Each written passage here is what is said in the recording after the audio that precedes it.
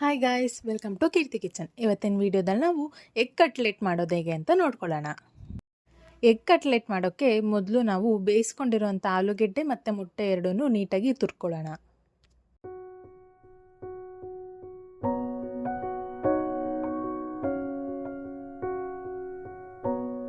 ಈಗ ಇದಕ್ಕೆ ಹೆಚ್ಚಿಟ್ಕೊಂಡಿರೋಂಥ ಈರುಳ್ಳಿ, ಮೆಣಸಿನ್ಕಾಯಿ, ಕೊತ್ತಂಬರಿ ಸೊಪ್ಪು, ಉಪ್ಪು, ಖಾರದ ಪುಡಿ, ಕೊತ್ತಂಬರಿ ಪುಡಿ ಹಾಕಿ ನೀಟಾಗಿ ಕಲಿಸ್ಕೊಂಡು ಸೈಡಿಗೆ ಇಟ್ಕೊಳ್ಳೋಣ. ಈಗ ಒಂದು ಮೊಟ್ಟೆಗೆ ಸ್ವಲ್ಪ ಉಪ್ಪು, ಖಾರದ ಪುಡಿ ಹಾಕಿ ನೀಟಾಗಿ ಬೀಟ್ ಮಾಡ್ಕೊಳ್ಳೋಣ. ಇದಕ್ಕೀಗ ಕಲಸಿಟ್ಟಿರೋಂಥ ಮೊಟ್ಟೆನ ನಮಗೆ ಬೇಕಾಗಿರೋ ಶೇಪಿಗೆ ಮಾಡಿಕೊಂಡು ಮೊಟ್ಟೆ ಒಳಗೆ ಅದ್ಬಿಟ್ಟು ರವೆ ಒಳಗೆ ನೀಟಾಗಿ ಕೋಟಿಂಗ್ ಮಾಡಿಕೊಂಡು ಡೀಪ್ ಫ್ರೈ ಮಾಡಿಕೊಂಡ್ರೆ ನಮ್ಮ ಬಿಸಿ ಬಿಸಿಯಾದ ರುಚಿಯಾದ ಎಗ್ ಕಟ್ಲೆಟ್ ರೆಡಿ.